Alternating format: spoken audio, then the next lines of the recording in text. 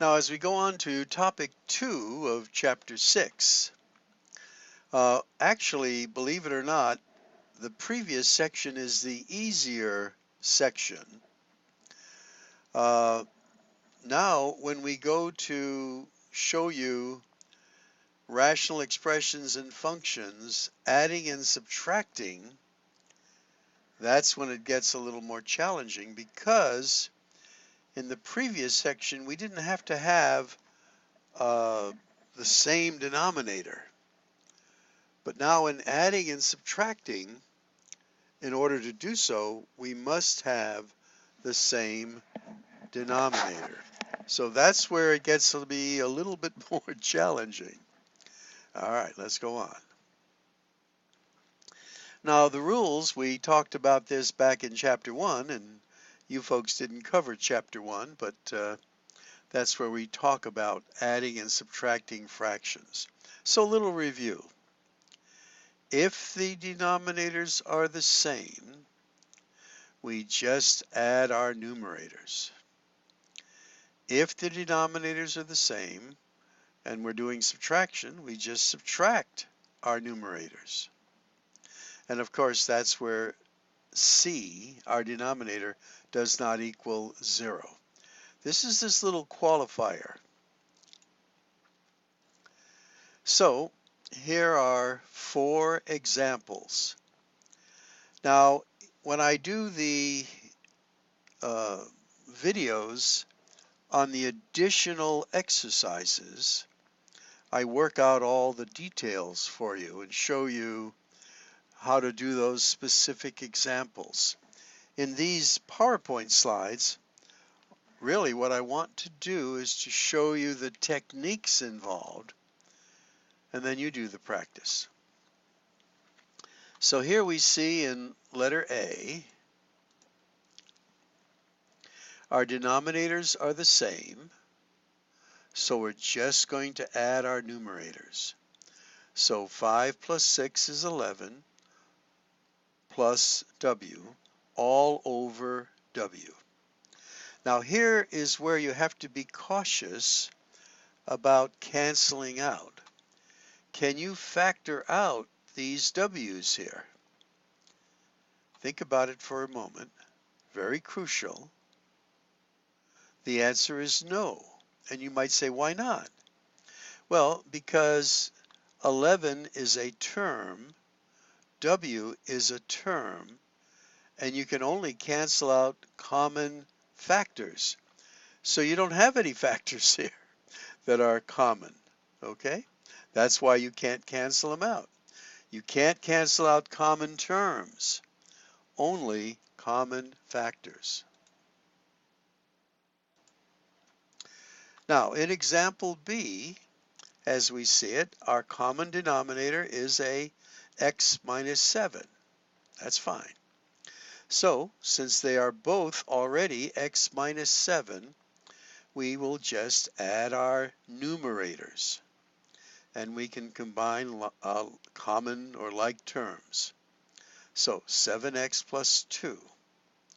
Again, can I cancel out the 7 here and the x? Absolutely not.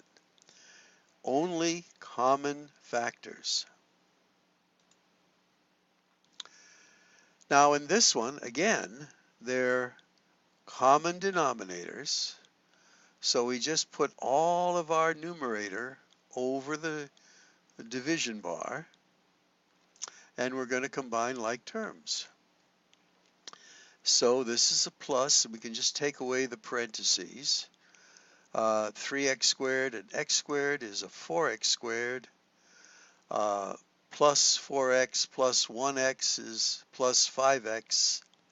A negative 9 and a negative 3 is a negative 12. Okay? Now you might say that could be the end. And you might think, well, I could factor that and cancel out, but there isn't any there. Okay, so again, we have a difference of perfect squares as our denominator for D. And so we're just going to add our numerator. x and then a -9 and a +3 gives me a -6. Now, I don't know if you see anything there, but watch what's going to happen.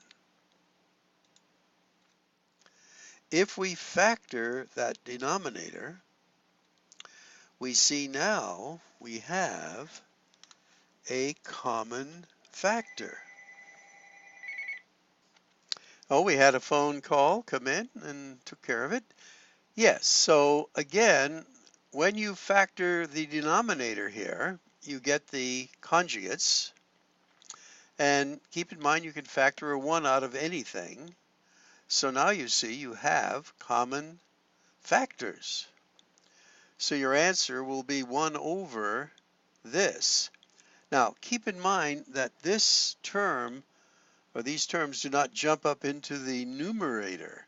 They are in the denominator. That's an error that I see every once in a while.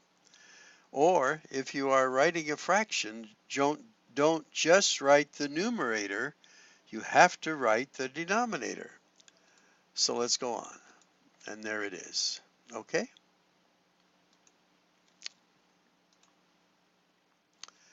Now, subtraction is similar, but you can run into a problem if you're not careful with this negative sign. So let me show you a little technique there. Put a parenthesis around the top. Make this a positive. Put the negative sign up there. So now you see your new numerator will be 5x minus this x, and then plus a 4. You see, by making this a positive, moving the negative up there, putting parentheses, you now take away the parentheses. This becomes opposite sign, negative x, opposite sign, positive 4, all over your x plus 3. So this then becomes 4x plus 4 over x plus 3. And here again, this will become a positive, this will become a negative, and this will become a negative. So you have x squared minus x minus 30 all over x minus 6, and I believe that's going to factor there. X, 5 and 6, and this needs to be a negative, and this is a positive, over, that was inadvertent there, x minus 6. Again, this now can cancel out, and we don't write the 1 on the bottom, so this answer is going to be x plus 5. Again, they're showing you this technique. You change the signs and then group like terms, and you end up with that. And nothing can cancel out there.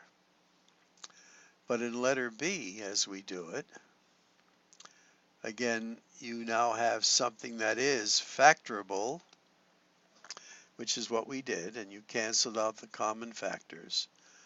And that's over 1, but we don't write the 1. Okay?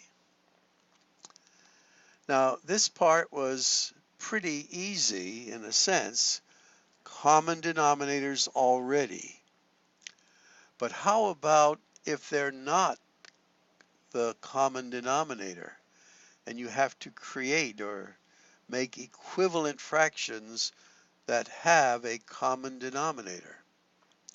Well, you have to then do what is needed to get the least common multiple. That's what they're describing here. And we'll go over the procedure. First of all, for each pair, if these were denominators, what would be the common denominator?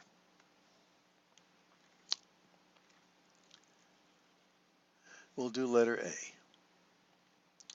Now for the variable part, it's going to be AB, so that's not a problem. But now we have 16 and 24. And let me show you the actual way to figure it out. You find the prime factorization of each one. So 2 will go into there, 8, 2, 4, 2, 2. So the prime factorization of 16 is 2 times 2 times 2 times 2, and 24. 2 goes into there, 12. 2 goes into there, 6. 2 goes into there, 3.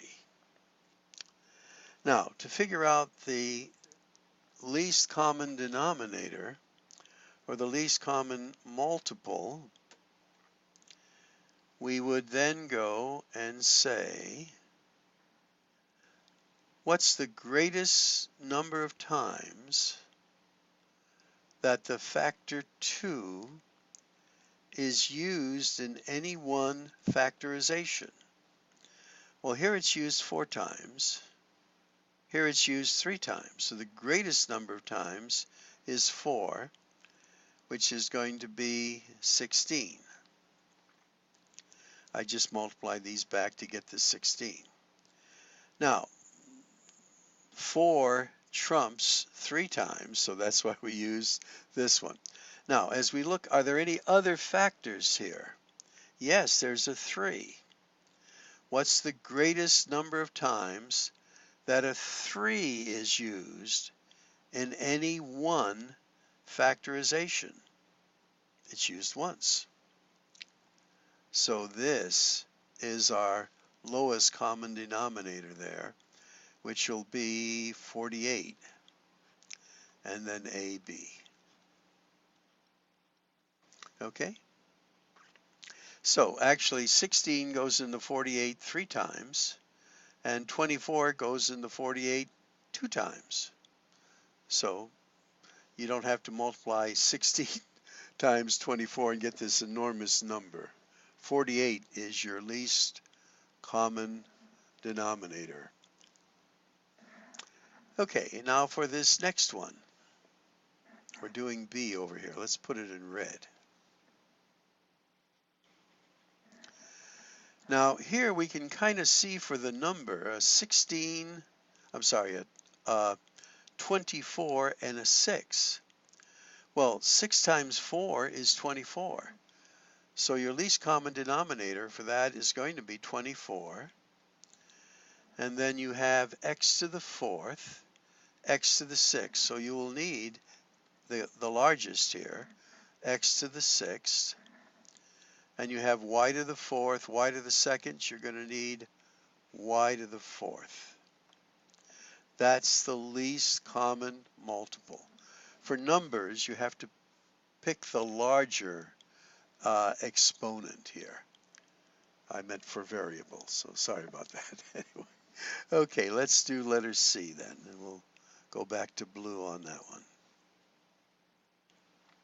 Well, what you do there is you factor this one, and we're going to factor that into, oh, I got green here, x plus 2, x plus, oh, x minus 2, I should say.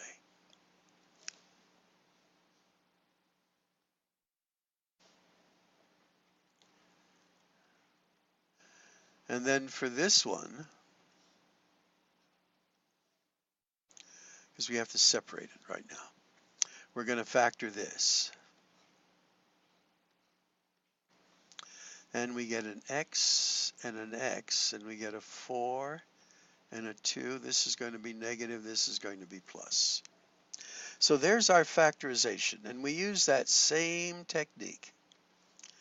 What's the greatest number of times that x plus 2 is used in any one factorization? Well, it's used once there, and it's used once there, so we need one of them here, x plus 2. All right, we now look at x minus 2. What's the greatest number of times that x minus 2 is used in any one factorization? It's used once. So we need an x minus 2. Now, we need one of those. What's the greatest number of times that x minus 4 is used in any one factorization? It's used once here. So we need it once here. Now this is our least common denominator. Our least common denominator. Our least common denominator. Okay, now I showed you how to do it, and that's how it's done. And that's what they did. And that's what they have. Okay, they're showing you our technique, and I gave you a little more illustration on it than they are showing here. All right, for this one, again, I'm not crazy about this method, and we got it as well. Okay? And for this, you factor the first, you factor the second, and the greatest number of times that any one factor is used in any one factorization, that needs to be included in your least common denominator, or as they're calling it here, least common multiple.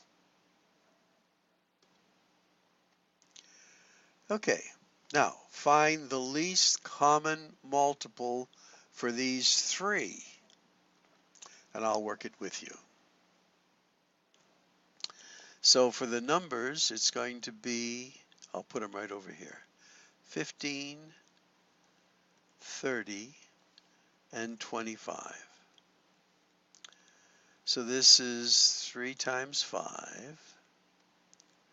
This is 2 times 15, which is then 3 times 5. And this we know is 5 times 5. So in picking a number out, we want to say 3. Well, 3 is used once here. 3 is used once there. So we need to use it one time. Now 5 is used once there. 5 is used once there. But 5 is used twice there. So we need to use it twice.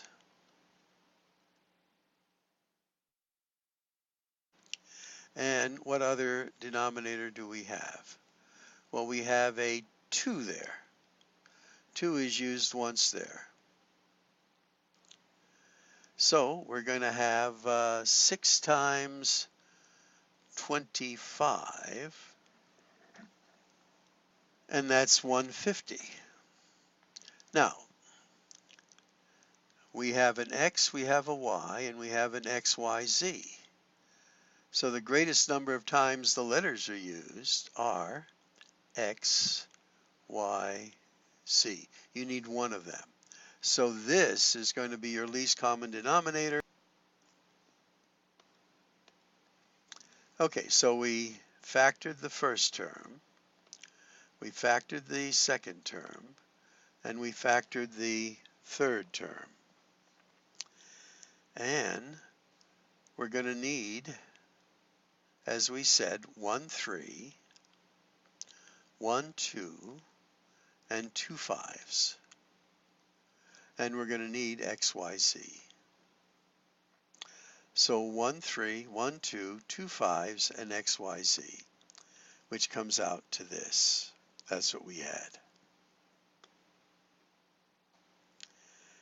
And this one,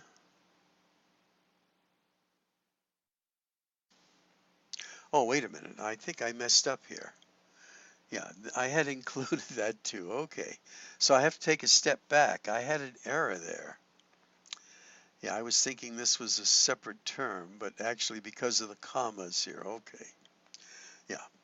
If it was a comma there and there was a 2 by itself, then it would have been that. But otherwise, it's not 14, it's only 7, because the 2 is part of this term. I may have to check that out. Okay, now what we're going to do is to add or subtract rational expressions.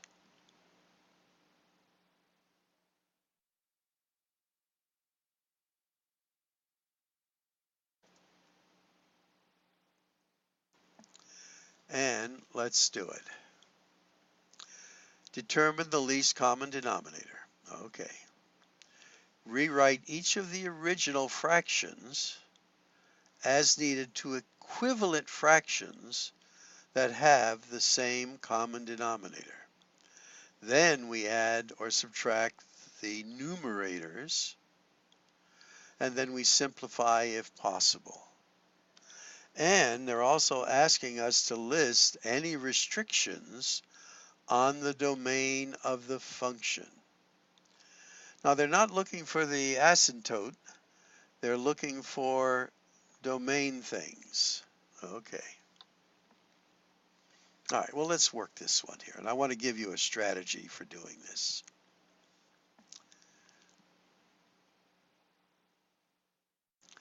So I have a 9 and I have a 12. And that one I can just do from mental gymnastics. And I'm going to get a 36 as my common denominator. Now, what do I have to multiply 9 by to make the 36? And you're going to multiply it by 4. So I'm going to multiply this fraction by 1 in the form of 4 over 4. So now this becomes 16x squared. Now, what do I multiply 12 by to make it a 36? And that's going to be a 3.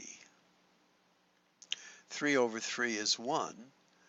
When I do that, I make this the equivalent fraction of 36 for my denominator and 15x for my numerator. Now, I could factor out an x here, but it wouldn't do any difference to simplifying. So that is actually my answer. And let's see what they show us here. And there they got a 36. And they use that technique. If you don't know how to find it, you have to use this technique.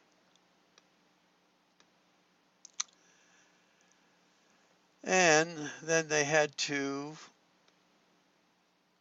multiply this one by a 4 over 4 to make 36 here. Multiply this one by a 1 in the form of 3 over 3 to make it a 36, which is what we did. Again, they're making this a little confusing, but they are teasing it out. Remember, you'll find this in your textbook as well. And now we just add our numerators, and there is our answer.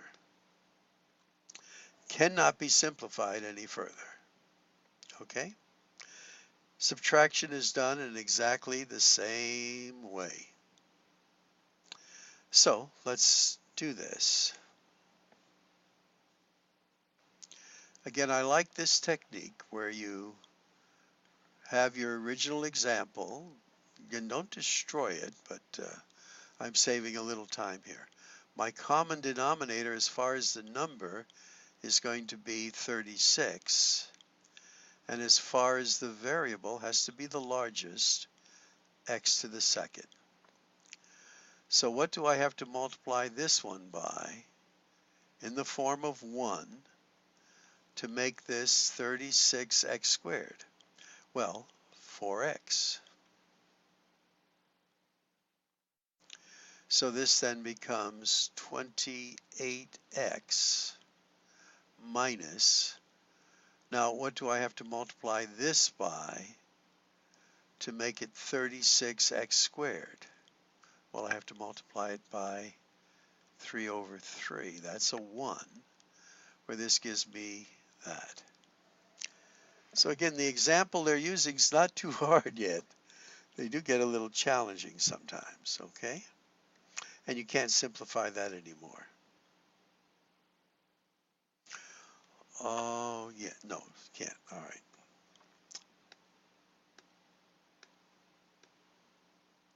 So 36x squared, they're showing you the technique, which is good. Pause it if you need to look at it more.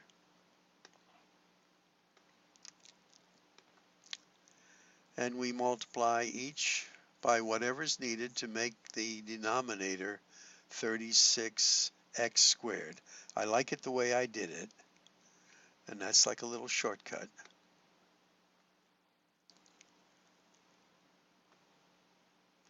And then you put that over there. And this cannot be simplified. Now, if this were a 27 by some means, just if, then you could factor out a 3 from here and a 3 from the bottom and cancel that out. But that's not a 27, so you can't do it. Okay, let me show you this one as well. And I do a lot of this on the additional exercises. So there's your original problem. And what's your common denominator? Well, we know we're going to need an a plus 2, a minus 2. That's this denominator factored. Now this one, when I factor it, I'll factor it up here. I should have done it there. This is going to take out an a, and you get a minus 2. Okay, we already have an a minus 2 there. So what we need then in our denominator here will be an a, just a plain old a, because we have this there already. So this is our new denominator. All right, now what do we need to do to change this term, this rational expression, this fraction, to this? Well, we have to multiply it by an a over a. So this becomes 3a squared now. Now that's this new one here. And it's going to be plus. Now what does this one have to be multiplied by to make it this? Well, it has the a in this. It just needs this one. And I'll put it in blue so you can see it. A plus 2. A plus 2. That's 1. But now this becomes 2a plus 4. Okay? Now, if you can factor this top into one of these down here, you can give it a try. I don't think it can be factored into anything reasonable. So let's watch what they do. So there's our common denominator. They factored each of them. And then you're going to modify this first side by multiplying it by 1 in the form of a over a, and this side by multiplying it by a plus 2, which is a form of 1. And we did that, and we grouped them all together, and we got that. We're just wondering if this could be factored. And it will not factor. So we are done. Do not FOIL this or multiply through by anything, leave it in its factored form. Okay, we're now asked to subtract, so I'll do this one for you too. The tape is a little long because there's a lot of stuff on here. So actually my common denominator is x plus 4 and x plus 6. That was sort of easy. So what does this one need to become this? Well, it needs x plus 2, which is what it has, and then we have to multiply it by this one that it's missing, x plus 6. And I'm going to put the minus there, and this is x minus 1. And what does this one need? Well, it needs this one, x plus 4.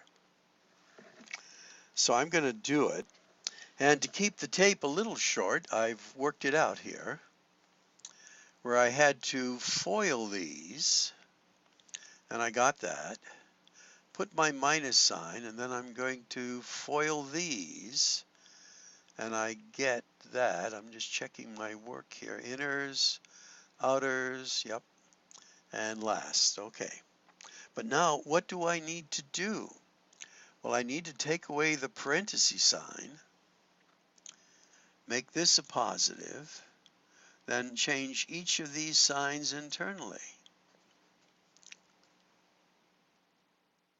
Okay? I'm going to erase here a little bit. You may have to write it out. And so now we're going to group like terms. So let me erase some more here. I'll get rid of that. I don't need this plus here because I have that minus right there. Okay, so what happens here? Well, these are going to cancel out. And then I have a positive 8x and a negative 3x will give me a 5x. And I have a positive 12 and a positive 4. That'll give me a positive 16 all over x plus 4, x plus 6. Now again, you can't cancel out this x. That's part of a term. And these are factors. And you can't do anything else. We'll go through this quickly because we did all of that. Notice I did it a little differently about the negative sign. You have to just change all these signs now, which is what they're showing here. And then now you group like terms. And there we got the answer. Okay, but look at all the steps. We did have a few, but they have lots of them. Okay, this is what they call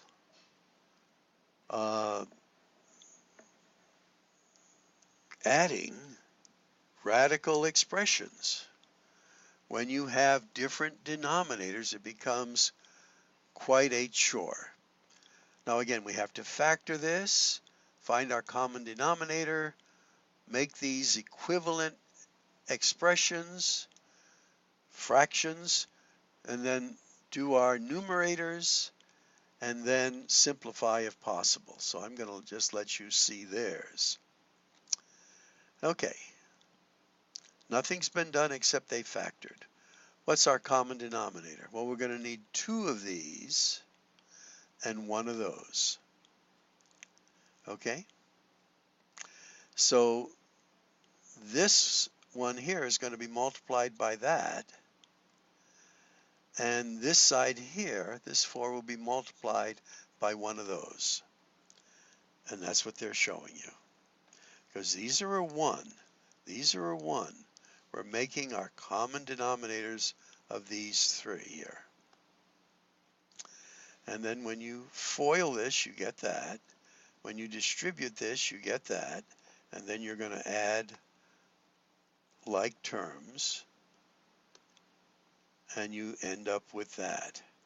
Now, will this factor into anything? 10, no. So that's your answer. And that wraps this up. Again, you're going to be doing lots of practice, but you have lots of skills to work on, and hopefully this has been helpful for you.